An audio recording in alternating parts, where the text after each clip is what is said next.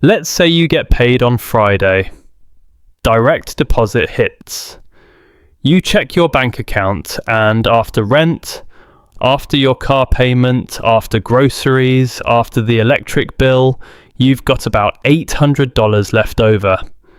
Maybe a little more, maybe a little less, but roughly $800 of breathing room. And here's the thing, you don't feel broke. You're not behind on anything. There's no crisis, no emergency. You can grab dinner with your friends this weekend. You can fill up your gas tank without doing mental math. You can buy that thing you saw online without your stomach dropping. You feel fine. And that word, fine, is the most financially dangerous word in the English language.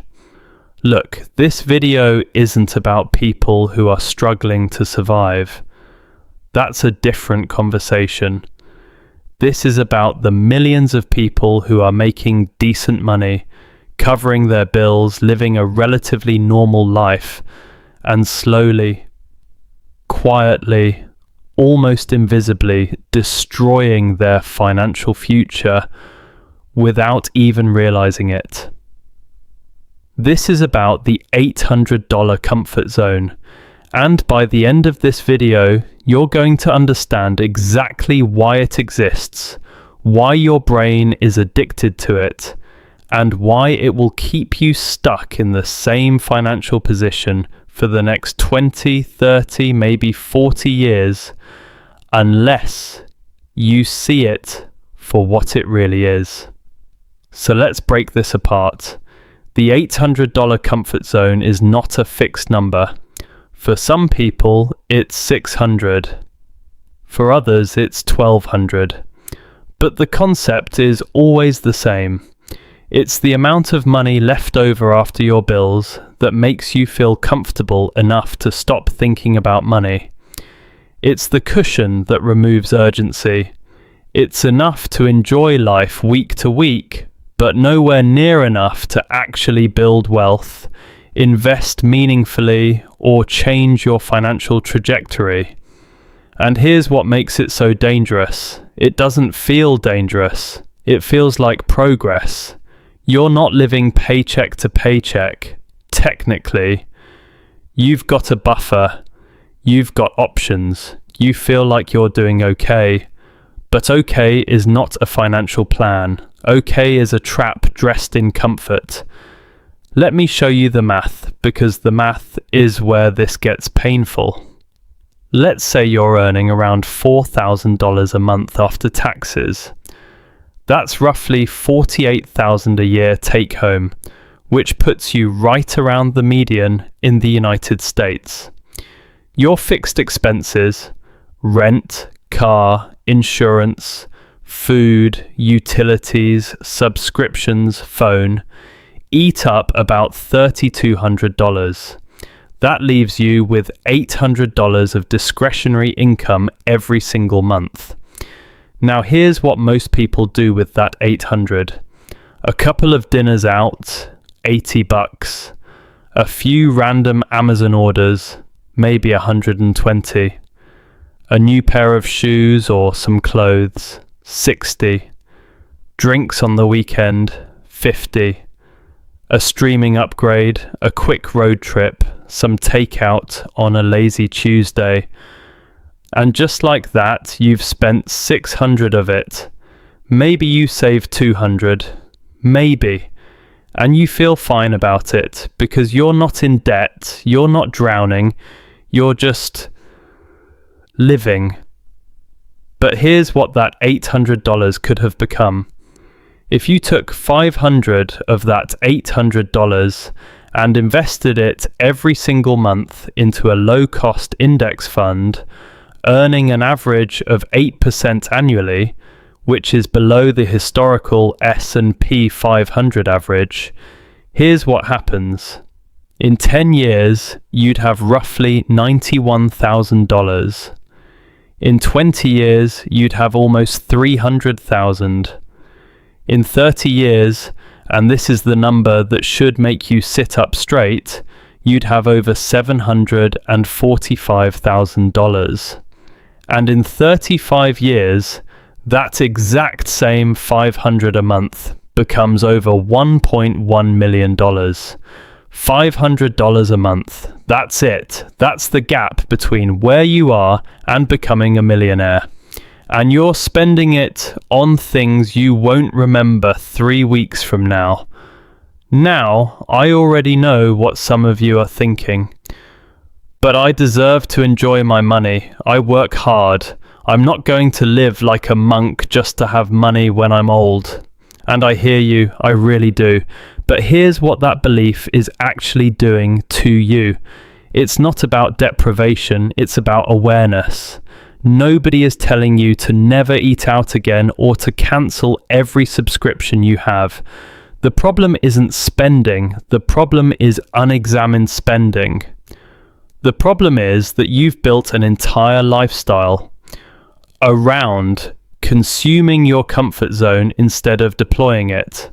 And you've done it so gradually that it feels completely normal. This is where the psychology gets really interesting. There's a concept in behavioral economics called hedonic adaptation. It's the scientifically documented tendency of humans to return to a baseline level of happiness after any positive change. You get a raise. You feel great for 2 weeks, then it becomes your new normal. You upgrade your apartment. It feels amazing for a month, then it's just where you live. You start buying better coffee, nicer clothes, faster delivery, and within a few months, those things don't even register as luxuries anymore. They're just your life. And this is where most people don't realize what's happening. Every time your income goes up, your lifestyle inflates to match it. That $800 cushion, it doesn't grow when you get a raise. It stays the same because you unconsciously expand your spending to maintain the exact same level of comfort. The Federal Reserve's survey of consumer finances backs this up. The median American household has less than $8,000 in savings across all accounts. Not because Americans don't earn enough, but because as income rises, spending rises almost identically. The comfort zone just gets more expensive. It never gets more productive. And there's another psychological layer here that almost nobody talks about. It's identity. When you start earning more and spending more, your identity shifts. You start seeing yourself as someone who eats at that restaurant, someone who drives that car, someone who wears those brands. And once spending becomes part of your identity, cutting back doesn't feel like a financial decision. It feels like you're losing a piece of who you are. That's why lifestyle inflation is so hard to reverse. It's not a math problem at that point, it's an emotional one. You're not just giving up a purchase, you're giving up a version of yourself. The dangerous part is that none of this is accidental. The entire consumer economy is designed to keep you in this zone. Subscription models, buy now, pay later, targeted ads, influencer culture, all of it exists to make sure that your extra money never sits still long enough to become wealth. The system doesn't need you to go broke. It just needs you to stay comfortable. Because comfortable people don't build. They consume. Let me put it another way. Think of your financial life as a tire. You're not driving on a flat, there's no blowout, but there's a slow leak. So slow you don't notice it day to day. You keep driving. Everything feels fine. But over the course of years, you're losing pressure constantly. And one day you look up and realize You've been riding on the rim for a decade and you didn't even feel it. That's the $800 comfort zone. It's not a crisis, it's a slow leak, and slow leaks are the ones that strand you. Now let's talk about the objection I hear most often. I'll invest later, when I make more money, when things settle down. Here's the reality. Later almost never comes. Because when you make more money, your comfort zone expands. You don't suddenly feel like you have extra. You feel exactly the same. There's always a reason to wait: a wedding, a vacation, a new apartment, a car repair. And every year you wait costs you exponentially. If you start investing $500 a month at age 25 at 8%, you'll have over 1.1 million by 60. If you wait until 35, just 10 years, you'll end up with roughly 470,000. Same monthly amount, same return. But waiting 10 years cost you over $600,000.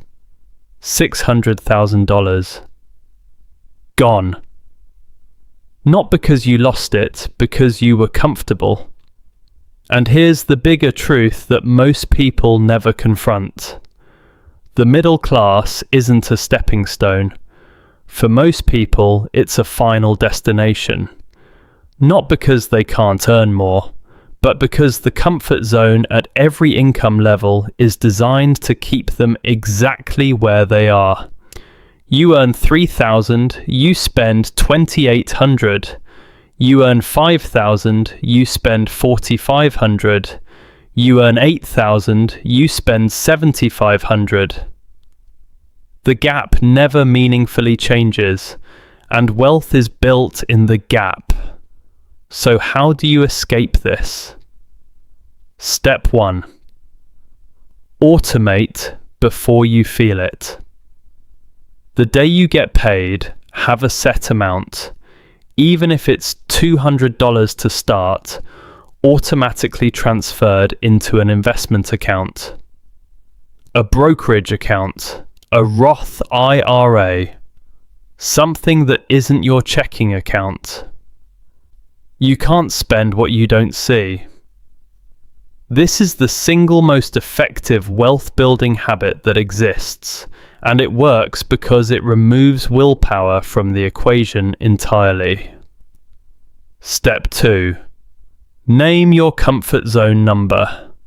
Seriously. Look at your bank account after your bills are paid and identify the cushion amount that makes you feel safe. Write it down. Because once you see it, you can't unsee it, and you'll start to notice every time you're spending to maintain comfort instead of building toward freedom. Step 3. Freeze your lifestyle for 12 months. The next time you get a raise, a bonus, a tax refund, don't change a thing. Keep your expenses exactly where they are and redirect 100% of the increase into investments. 1 year, that's all. And I promise you, you won't miss the upgrade you never made, but you will see your investment account start to actually move. Step 4. Redefine what comfort means. Right now, comfort means having enough to not worry this week. But real comfort, real, deep, lasting financial comfort, is having enough invested that your money works harder than you do.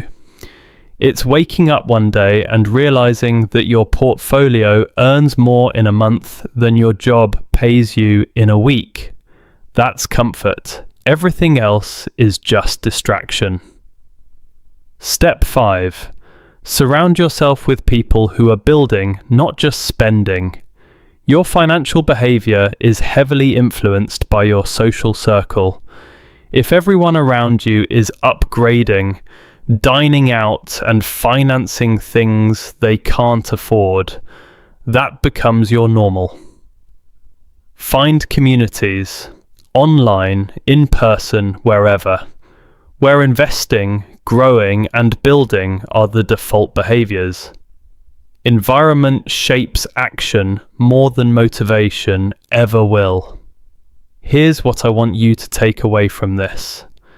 You are not bad with money. You are not lazy.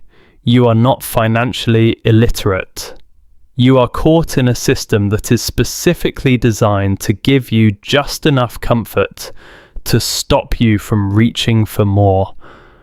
And the fact that you're watching this video right now means some part of you already knows that. The $800 comfort zone will not ruin you overnight. That's exactly why it works. It will let you live a perfectly fine, perfectly average, perfectly forgettable financial life. And 20 years from now, you'll look back and realize that the money was always there. The opportunity was always there. The only thing missing was the decision to stop being comfortable and start being intentional. The gap between where you are and where you could be isn't talent, it isn't luck, it isn't income. It's what you do with the $800 that your brain is begging you to spend. So the question isn't whether you can afford to invest. The question is whether you can afford not to.